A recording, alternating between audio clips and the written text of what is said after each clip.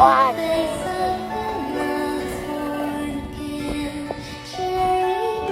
nát. Tan nát luôn. Mất.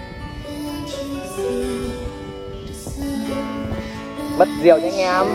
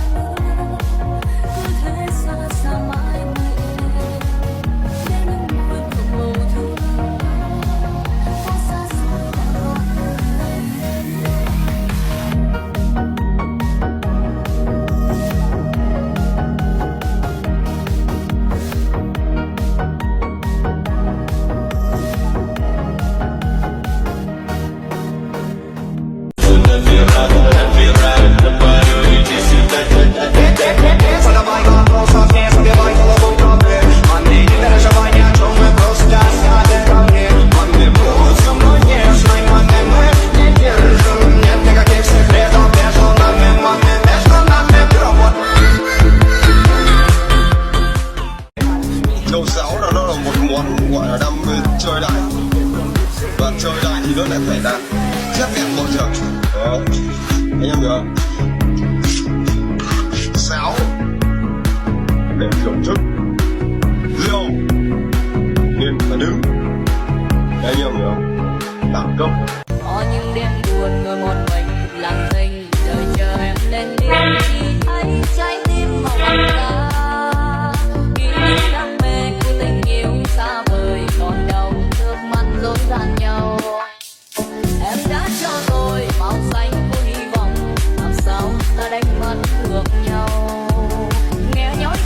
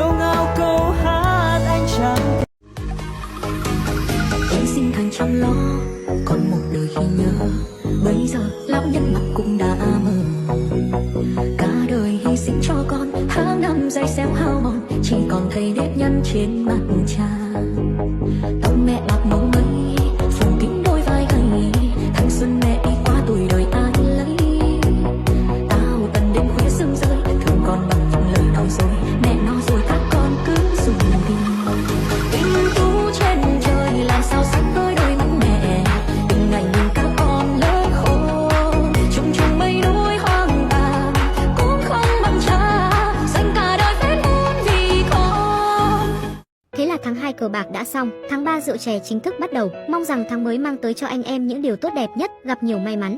Tháng Giêng là tháng ăn chơi, tháng 2 cờ bạc, tháng 3 rượu chè. Nhoáng cái đã hết 2 tháng đầu năm, mùng 1 tháng 3 âm lịch trời đổ cơn mưa, tươi mát vạn vật mở ra. Lướt sóng vượt ngàn hải ly, theo mây vượt ngàn núi cao, đi đâu để tìm ánh sáng nghĩa nhận cuộc đời. Chỉ muốn bay thật xa, quên đi ngày ta đã từng buồn phiền cô đau, xin vui chôn chốn nơi. Vẫn còn có người sớm tối bên tôi, cạnh tôi sẽ chia.